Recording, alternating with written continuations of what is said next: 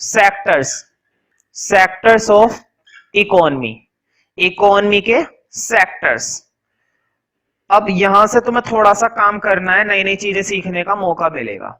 मान लो कोई फैक्ट्री है, फैक्ट्री समझते हो ना, मान लो मार्कर बनाने की फैक्ट्री है, मार्कर ये होता है ना मार्कर प्लास्टिक का, ये मार्कर बनाने की फैक्ट्री है और फैक्ट्री का एक मालिक है,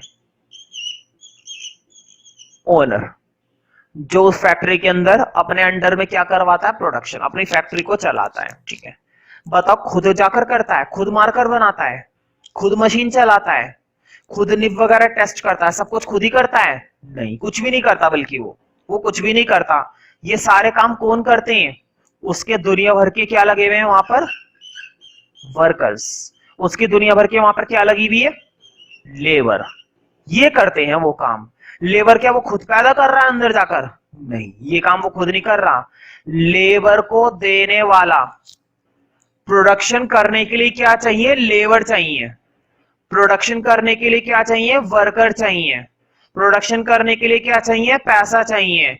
इतने सारे किसी भी चीज को करने के लिए जो चीजें चाहिए होती हैं वो कहलाते हैं फैक्टर्स।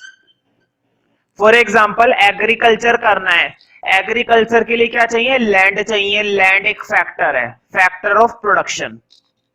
एग्रीकल्चर करने के लिए सीड्स चाहिए, बीज, बीज एक फैक्टर है। एग्रीकल्चर करने के लिए पानी चाहिए, वाटर, केमिकल्स चाहिए, थ्रेशर्स चाहिए, हार्वेस्टर्स चाहिए, और भी बहुत सारी चीजें चाहिए। ये सारी की सारी चीजें क्या होती हैं, फैक्टर। और किसी भी फैक्ट्री के अंदर प्रोड्यूसर को अगर ये फैक्टर मिलते हैं तो उनको फैक्टर देने वाले सेक्टर का नाम होता है हाउस होल्ड।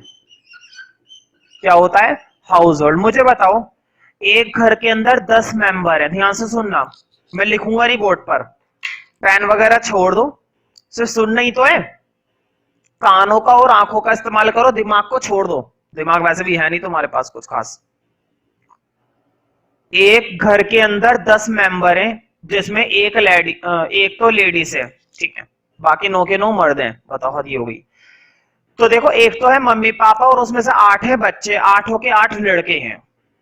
ध्यान से सुनो, मम्मी पापा 2, 10 में से 2 तो हो गए मम्मी पापा, बाकी कितने बचे, 8। 8 के 8 लड़के हैं, बताओ कमाल की बात है। तो जन्नत पार्ट 2। तो 8 के 8 लड़के हैं, 8 लड़कों में से 3 लड़के मल्टीनेशनल कंपनी में काम करते हैं। मल्टीनेशनल कंपनी, अच्छी सैलरी मिलती होगी, है ना भाई, क्या करे, किस्मत अच्छी थी। मेरी तो इतनी अच्छी निकल नहीं पाई, तुम जैसे मूर्खों को पढ़ाना पड़ रहा है, लेकिन उनकी अच्छी थी। तो उनके 3 लड़के कहां पर काम करते हैं भाई, मल्टीनेशनल कंपनी के अंदर। अच्छी बात है, मुझे किसी कंपनी में भी नहीं मिला, उन्हें मल्टीनेशनल कंपनी में मिल गया। ठीक है, कितने बचे, 5, 5 लड़के बच गए। ये पढ़ने में कुछ खास नहीं है, मेहनत करना जानते हैं, लेकिन उनकी पोजीशन उनके अलग से 3 लड़कों के मुकाबले खराब है, अच्छी नहीं है। पढ़ाई थोड़ी बहुत आती है, ज्यादा कुछ नहीं आते। ये मजदूरी कर सकते हैं, लेबर का काम कर सकते हैं, वर्कर का काम कर सकते हैं। ये पांचों बंदे कहां चले जाएंगे, फैक्ट्री के अंदर। फैक्ट्री के अंदर जाकर कहां पर काम करेंगे, वर्कर के साथ। मतलब कि घरों के अंदर से ही तो सप्लाई होता है। ध्यान से सुनो, एक घर के अंदर से ही कंपनी में बंदा जा रहा है, एक घर के अंदर से ही फैक्ट्री में बंदा जा रहा है, एक घर के अंदर से ही एग्रीकल्चर कर रहा है, एक घर के अंदर से ही कंप्यूटर के सॉफ्टवेयर बना बना कर बेचता है, और उसी घर के अंदर से दूसरी कंट्री के अंदर जाकर सॉफ्टवेयर बना रहा है। समझ गए ना? तो ध्यान रखना, हर तरह की चीज की शुरुआत कहां से होती है, घर से होती है। और ये जो घर में बोल रहा हूं ना बार बार, घर को घर मत बोलो, हाउस होल्ड सेक्टर। हर चीज की शुरुआत कहां से, हाउस होल्ड से। मुझे बताओ, तुम्हारे घर में 4 बंदे थे, 2 बंदों ने फैक्ट्री के अंदर जाकर मार्कर बनाए, 2 बंदों ने जाकर फैक्ट्री के अंदर मार्कर बनाए। बनाने के बाद वो मार्कर बिकेगा, बेचेंगे किसको, फैक्ट्री वाले घरों में ही बेचेंगे। इसका मतलब ये हुआ कि हाउस होल्ड अपनी लेबर देता है बनाने के लिए, और फिर हाउस होल्ड ही उसे खरीदता है। हाउस होल्ड फैक्ट्री में जाता है और फैक्ट्री में जाकर मेहनत करता है, चीजों को बनाता है और समय पड़ने पर उन्हीं चीजों का उपयोग करता है, लेकिन फ्री में नहीं। क्या जब वो आया था काम करने, वो अपनी सर्विस फ्री में देने आया था? नहीं, उसे पैसे मिले थे। अब जब वो उसी चीज को खरीदने आएगा तो अब क्या फ्री में खरीदने आएगा? नहीं, अब उसे पैसे देने पड़ेंगे। ध्यान से सुनो, तुम वर्कर थे और तुम फैक्ट्री में काम करने गए, तुम्हें एक दिन के कितने रुपए मिले? 100 रुपए। अगले दिन तुम उस चीज को खरीदने गए, तुमने कितने रुपए देने पड़ गए? 50 रुपए या 100 रुपए या 150 रुपए, कितने भी। कुल मिलाकर मुद्दे की बात यह कि जब तुम कहीं पर काम करते हो तो तुम्हें पैसा मिलता है, पैसा आया। और जब तुम कहीं से कुछ चीज खरीदने जाते हो तो पैसा जाता है। इसका मतलब ये हुआ कि पैसा एक जगह से आ रहा है और दूसरी जगह जा रहा है। पैसा एक जगह से आ रहा है और दूसरी जगह जा रहा है, लेकिन सारा का सारा कनेक्शन कहां से स्टार्ट हो रहा है? हाउस होल्ड से। सारी बातें कहां से स्टार्ट हो रही है? हाउस होल्ड से। तो देखो, हाउस होल्ड अपनी लेबर उसको देता है। इस वाले सेक्टर को भी बोला जाता है नाम, इस वाले सेक्टर का नाम होता है फर्म।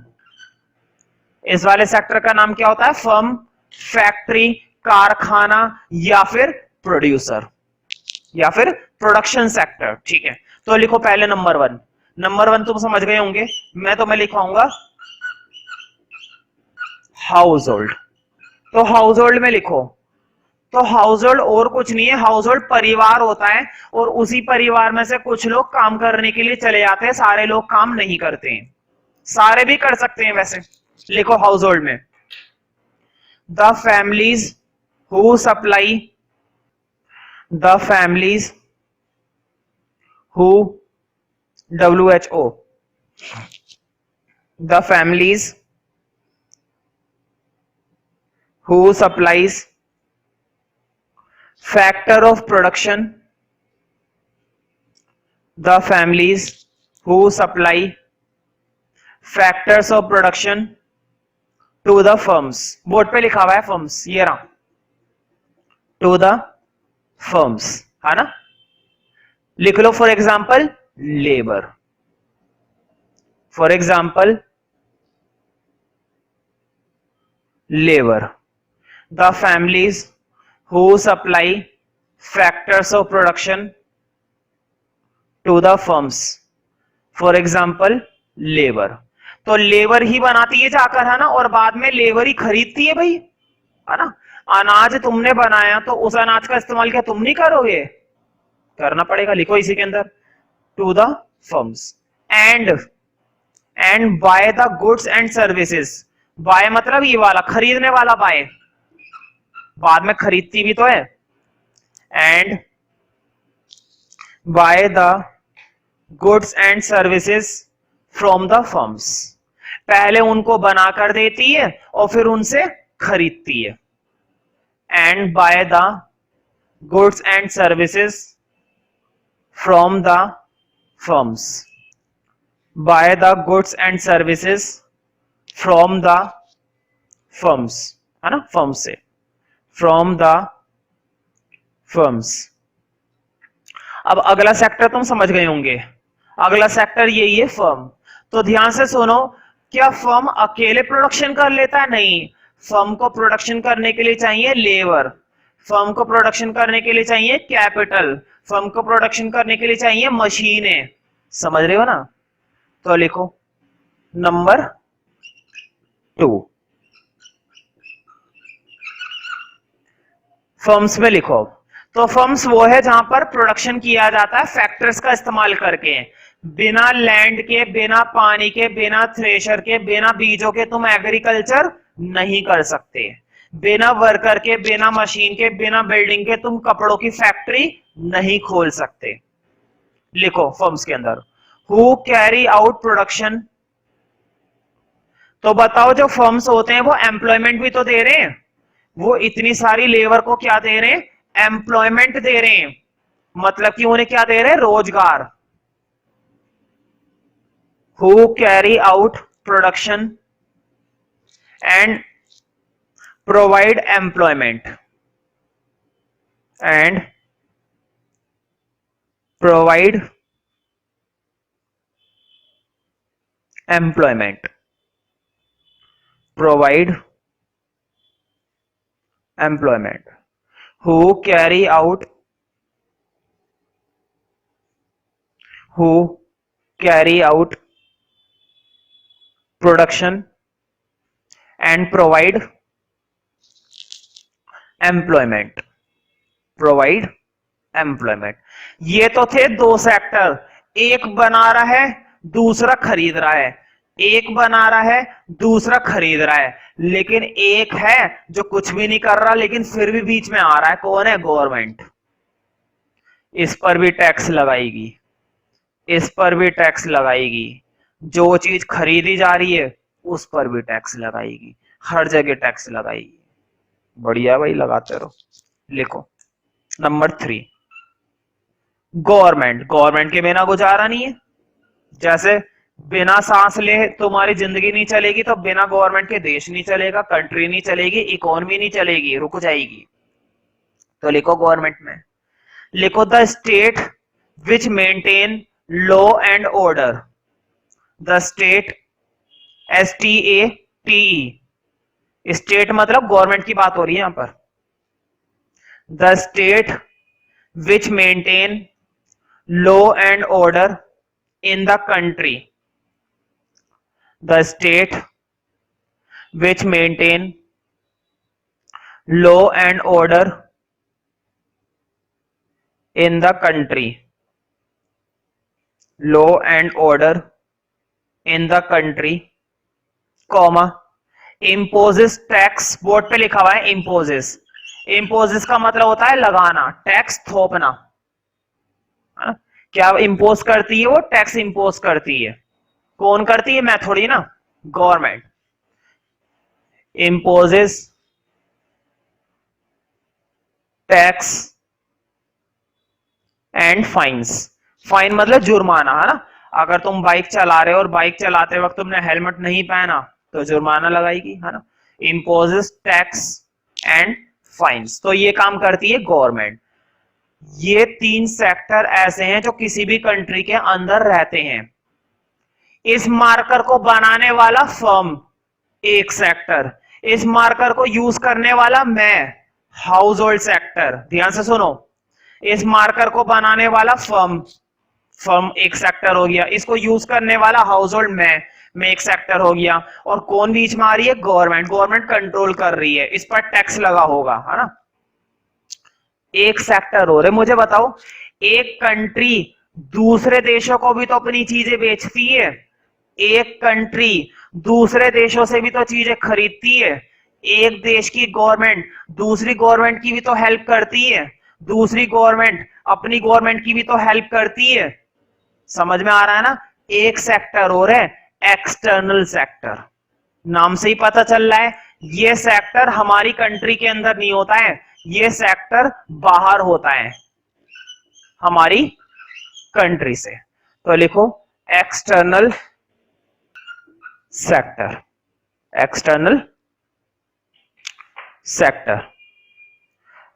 तो बताओ ये डोमेस्टिक कंट्री का पार्ट है? नहीं, डोमेस्टिक मतलब हमारी खुद की कंट्री, और फॉरेन कंट्री मतलब दूसरे देश, समझ रहे हो ना।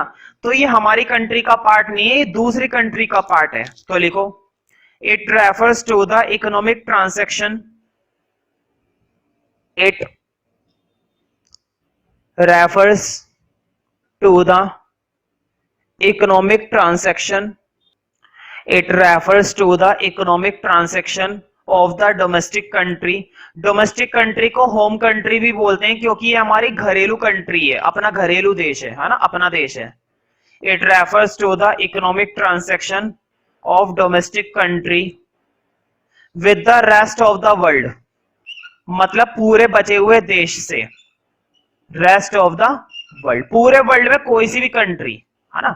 सारी की सारी कंट्री हमारे लिए क्या मानी जाएगी? फॉरेन कंट्री मानी जाएगी। अमेरिका हमारे लिए क्या है? फॉरेन कंट्री है, समझ रहे हो ना। चाइना हमारे लिए क्या है? Foreign country. इंडिया हमारे लिए क्या है? इंडिया हमारे लिए डोमेस्टिक कंट्री है। तो हम अपनी ट्रांजैक्शन किसी और कंट्री के साथ करेंगे तो किस सेक्टर में आएगा? एक्सटर्नल सेक्टर में। It refers to economic transaction of the domestic country with the rest of the world।